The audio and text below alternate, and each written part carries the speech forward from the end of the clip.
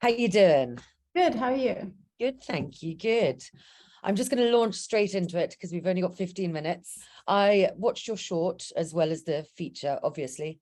Was that a proof of concept, or were you wanting to work more on it after making the short?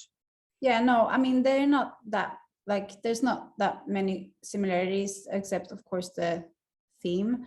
Even the title is I didn't think, I didn't plan on using the same title. It was just like, I never came up with a better one. And then also with adding that whole intro with like, are you here for business and pleasure? I was like, for a long time, I was like, oh, damn, I already used the title, the perfect title. Like, why did I waste it on the short film?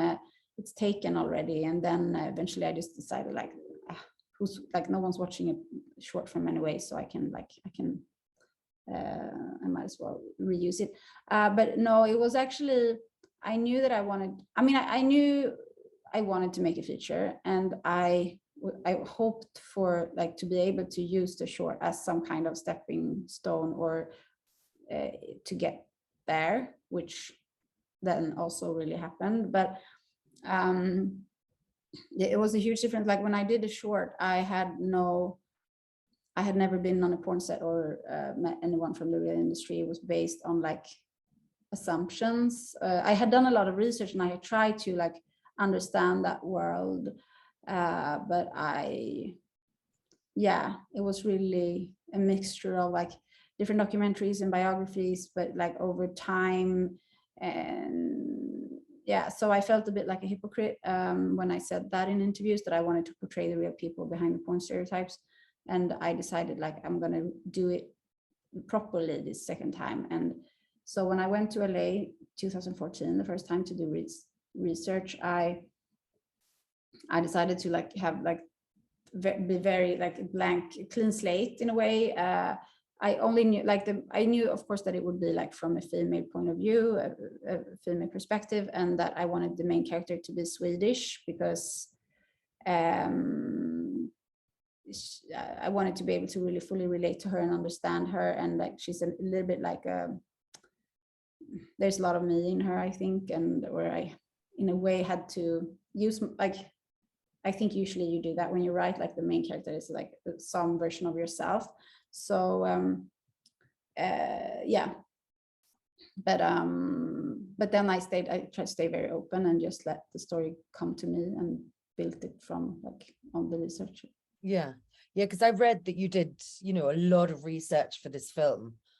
So when you were doing all the research, how did you decide on what gaze you were going to give the film? Because it's not a documentary, but it's got a very sort of unique outsider point of view.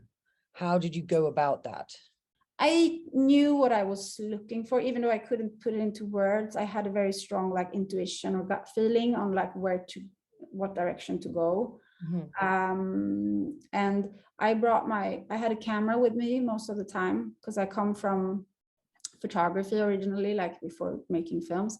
So I had a camera and I took a lot of still pictures, but I also shot a lot of video on porn sets and on these different because I told them I'm not going to use this public, I'm just going to use it for myself. So then I was able to use my camera also as a way of discovering the world. So I think I developed a certain type of language or way of looking, and after spending so much time, I've worked on this film. I started working 2013-14 with the feature, and the first since 2010 I think I've been in the process of working on the film. I worked full-time on it, doing nothing else, for 6 years. Wow. So I've really had managed to it's so close to me. I know it so well that I just know how to do stuff. I know how it should be. It's hard to describe, but I wanted to capture and focus on all the things. I wanted to create awareness, or people to get to see things that they did not know, or that open new headspace in a way. And so I was looking a lot for what is it that, you know, that we don't get to see in a porn film, the things that, you know, that women that we're hiding, or like the things that we do have to hide about our natural bodies in order to create the male fantasy, or what can I do to make the audience like all of a sudden get like some type of realization of something. Okay. Yeah. Okay. One thing I want to say, so there's been a lot of work recently and things I've been watching with intimacy coordinators. How did you work on filming sort of those explicit scenes and working with your actors on set? So yeah, we did not have an intimacy coordinator because we shot all the sex scenes in 2018, and at that time it wasn't no one had heard about it, so I did not know what an intimacy coordinator was back then.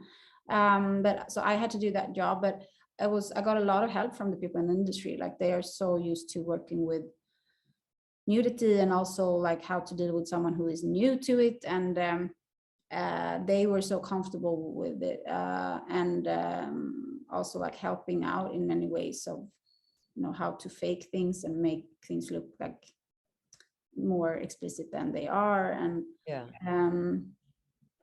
so it was more actually, I had to, like, a lot of it was like taking care of the team rather than the people, because it was the hardest, like the toughest was probably for the crew, like the part of the team that was not used to the porn industry, and like for like how to handle the emotions of the team, that there was like a naked guy with an erection like on set.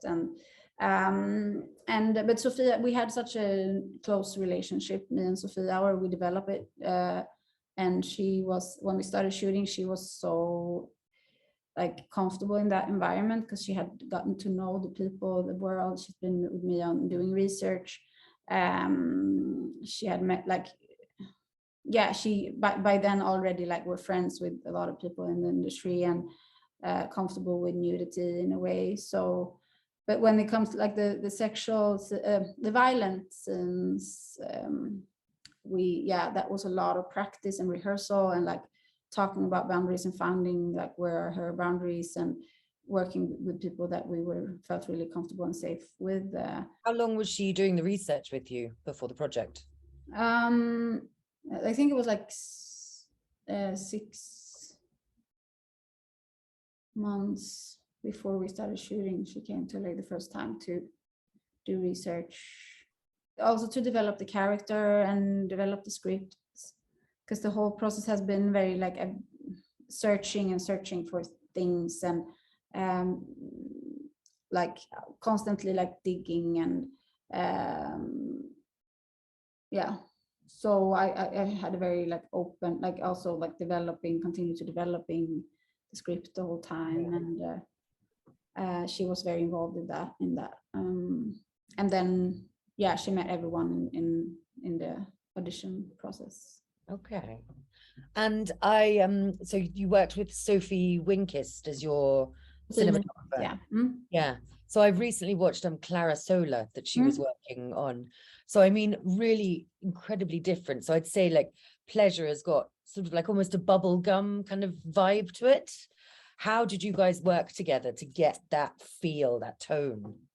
Usually like her, like other films are not very, they don't look really like Pleasure. So I think, but we have a very good like communication about, and she's not just a DOP, she's like creatively very, like I'm asking her constantly about everything, and like so she really understands, and we have a very shared like idea about certain things, and curious at the same things. So we had a very good collaboration, and yeah, like I'm very comfortable working with her.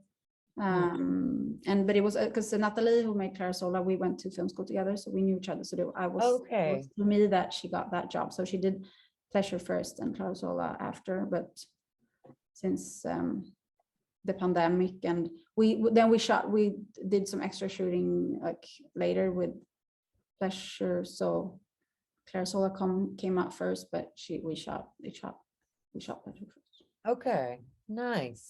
And then one sort of final question, I've just got a couple more minutes, is obviously going into something like the porn industry, there's preconceived ideas of women who work in porn are damaged, or they've had some kind of abuse, whereas you focus more on the side of work. It's a job and this is a life. Did you find that a challenge, sort of, to get over those notions that people have? Yeah, I think, I mean, that was a decision, because I had that, when I started, I also had that very problematic view, or like this question, like, why do they do it? And like underneath, it's like, what's wrong with them somehow. Yeah. And then that was something that I really like realized how extremely problematic that question is, and how we tend to focus on this psychoanalyzing women instead of looking at the men or the world, or like finding like individual reasons and like for why they do this. Like it's so problematic. And so then I decided that to just not really go into that at all, and instead just focus on the structure of the world and the mechanisms of like how things work in the industry, rather than psychoanalyzing her. So that was a decision to not give her any real backstory, or never really answer that question, to not focus on that, because I wanted to push the audience in another direction and not get stuck in that very judgmental and Yeah. Brilliant. Well, look, thank you so much. I won't keep you. I know you're trying to do everything on time. It's been great talking to you, and good luck. You too. Bye. Thank you. Okay, bye.